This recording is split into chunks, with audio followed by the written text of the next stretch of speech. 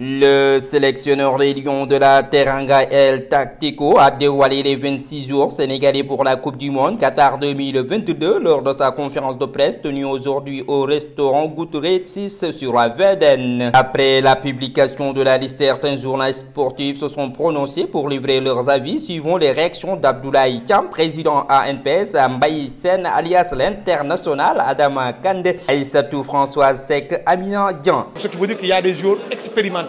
Un staff expérimenté, une fédération qui est là depuis 2009. Rachti Doli encore, Tedjoul, mu ubbiwaat encore. Mu ubbi permettre ay joueurs yoo xam ne pour la première fois ñuy ñëw di football compétition bu mel ni coupe du monde. Donc dosage bi am na expérimenté, moins expérimenté, am ay mag, am ay kilifa, am ay jeunes. Donc c'est extrêmement important pour une équipe nationale. Vous savez, il n'y a pas de petits joueurs. Je peux vous donner des exemples. En 2006, on avait convoqué Franck Ribéry. Il avait été exceptionnel. Il avait été un très grand joueur pour la France. On peut citer d'autres exemples pour moi.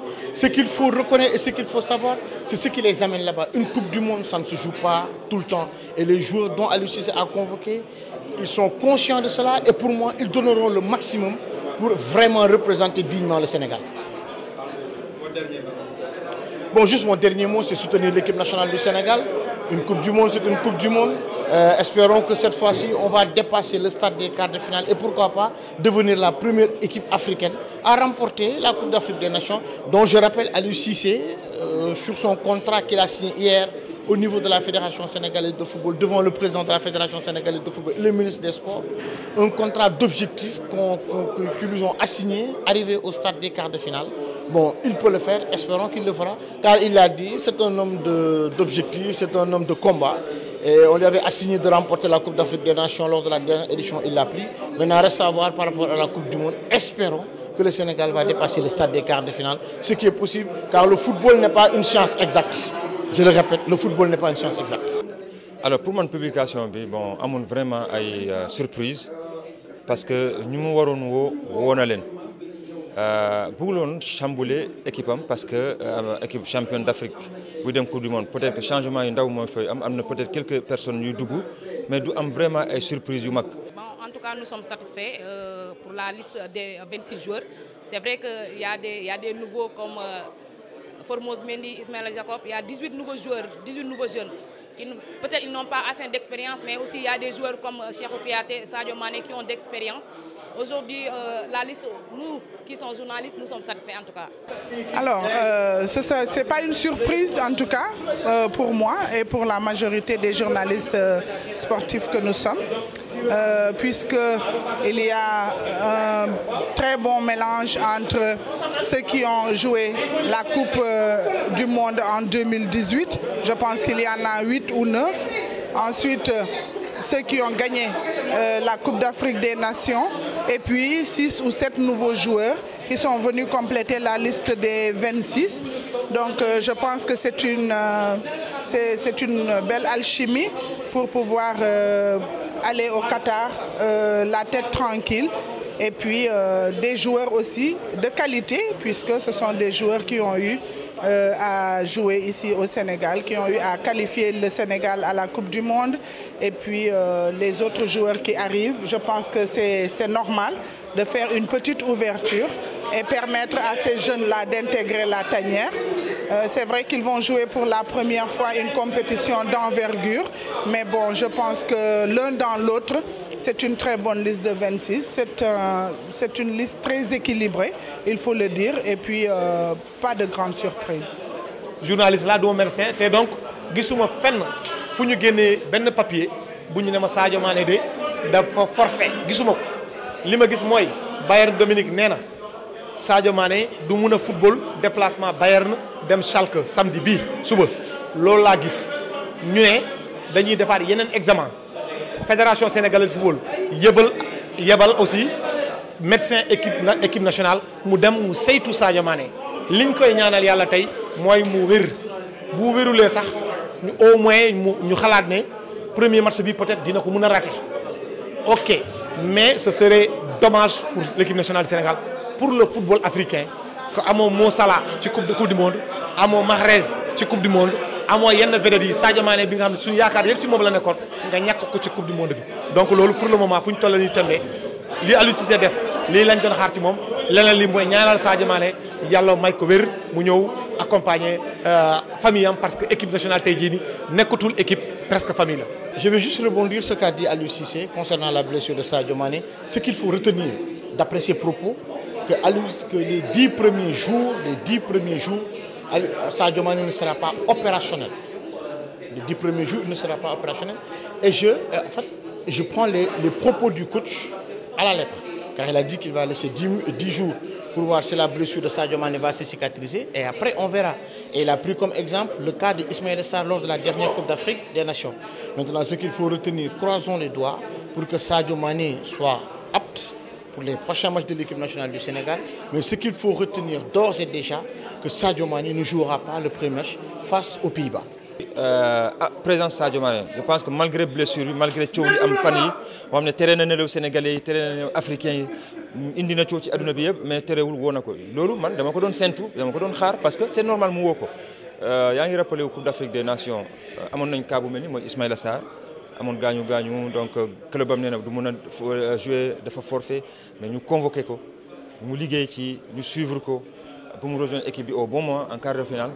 ñu ñaan aussi Sadio Mané kaam mel noonu c'est-à-dire que peut-être que mun nañ ko je dis peut-être parce que parce que il a confirmé que heureusement du def opération donc mun na manquer début bi comme mun na nekk fii ci début bi bu fekkente ni day manquer début bi mooy premier match bi pour man peut-être dina nekk handicap mais aussi mun na nekk source de motivation pour groupe bi ñi fi nekk ils vont se dire que nañu gagner pour Sadio Mané mais aussi ñi am chance pour remplacer ko ñu ne dañ koy saisir pour wane ne aussi ñoom aussi am nañu place ci équipe bi donc l'un dans l'autre mën nañu wax ne vraiment liste bu normal la léegi kay li des mooy ñu ñaan que vraiment ñëpp ànd manko bi nekk fii voilà ba ñu dem Qatar. Ça s'est passé avec Ismaïla Sarr à la Coupe d'Afrique et pourtant après on a vu ce qui s'est passé.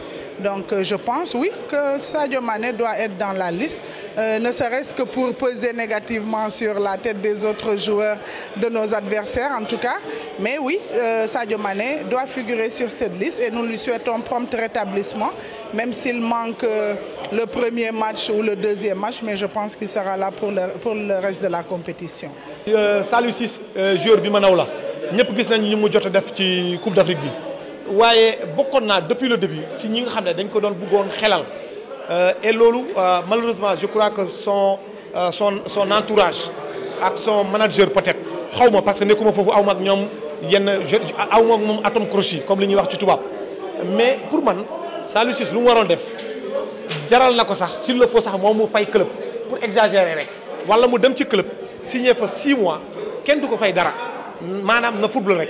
tout puissant Mazembe bu leen waxoon dama bëgg dem dañ koy jël su ne woon damay dem Wydad Athletic Club day dem bu ne woon damay dem Al Hilal damay dem bu ne damay dem Zamalek day dem donc loolu nga nekk fenn di football ba entraîneur bi gis na te loolu je suis sûr et certain loolu lu ma wóor la bu fekkente ne Saliou Ciss defoon na ko Aliou Cissé tey jii dina bokk ci la première personne bu muy coacher malheureusement nag boo amul club tu te contentes juste de faire des séances d'entraînement équipe nationale nag wax dëgg yàlla aussi nañu réfléchir bu baax émotion bi nañ ko wàññi. Équipe nationale la ñu wax ku amul club yem ci ngay entraîner kese amoo munoo fexe ba en place ci biir équipe nationale bu Sénégal nag foofu tamit la ñuy wàññi émotion bi ñu xool lan mooy dëgg ñu wax ko. Il l'a dit on ne peut pas convoquer un joueur qui n'a pas de club. Nous tous nous savons ce que Saliou Ciss a fait lors de cette dernière Coupe d'Afrique des Nations et j'ai même allé un peu plus loin. On se souvient aussi en 2019, Lamine Gassama aussi avait réalisé une très belle Coupe d'Afrique en Égypte. Il n'avait pas de club, il a été victime de cela. Saliou Ciss idem cette saison, bien que Aliou Cissé l'a si bien dit, par respect aux institutions, par respect aussi aux autres joueurs qui sont convoqués, il ne peut pas ramener à la Coupe du Monde un joueur qui n'a pas de club. Et même mieux, si on envoie une convocation, on adresse ça à qui, à quelle institution? Il l'a dit. Donc ce qu'on peut retenir, Aliou Cissé a essayé de combler ce que c'est que je dirais même, il a pris pour lui les meilleurs actuellement à ce poste, que ce soit Jacobs ou Ballo Touré. Espérons qu'ils feront le travail qu'avait fait Saliou Ciss lors de la dernière Coupe d'Afrique des Nations, dont le Sénégal a été victorieux.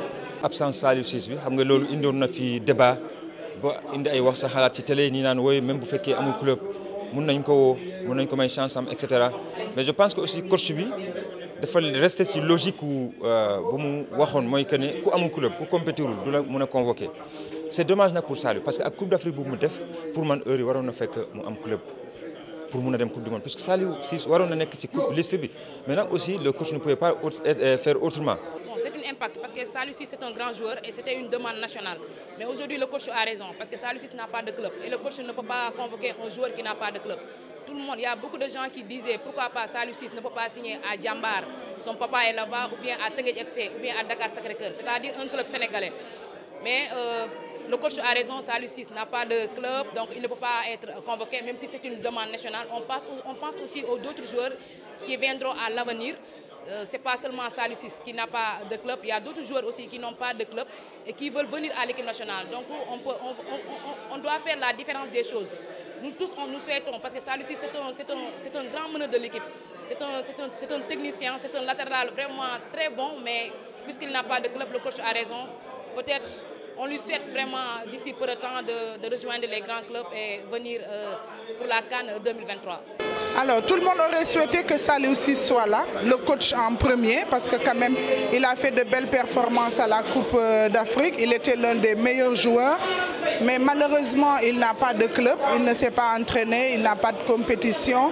Et ce sont les raisons évoquées par le coach national pour sa non-sélection. Je pense que lui, il a ses logiques, il est dans ses logiques. Essayons de respecter ses choix et puis prions pour que le Sénégal aille le plus loin possible dans cette compétition. Et plus loin possible pour nous, notre baromètre c'est 2002, c'est pas 2018. Alors souhaitons qu'on aille plus loin qu'en 2002. Bonne chance à cette équipe du Sénégal, bonne chance à Aliou Cissé qui a quand même fait de belles choses, qui a un bilan positif et même flatteur, hein, il faut le dire, puisqu'il a eu beaucoup de victoires avec en prime le trophée continental. Je pense qu'on doit souhaiter à cette équipe bonne chance, on doit prier pour cette équipe et que voilà, que les dieux du stade soient avec nous. À noter l'absence de Saliou Ciss, Pape Abdoulaye Seck, Joseph Loupi, entre autres champions d'Afrique dans le groupe. Le Sénégal, il aussi dans le groupe A en compagnie du pays hôte, le Qatar, les Pays-Bas et de l'Équateur. Les Lions vont entrer en lice le 21 novembre face aux Pays-Bas. D'ici là, prions que Sadio Mané soit complètement rétabli de sa blessure.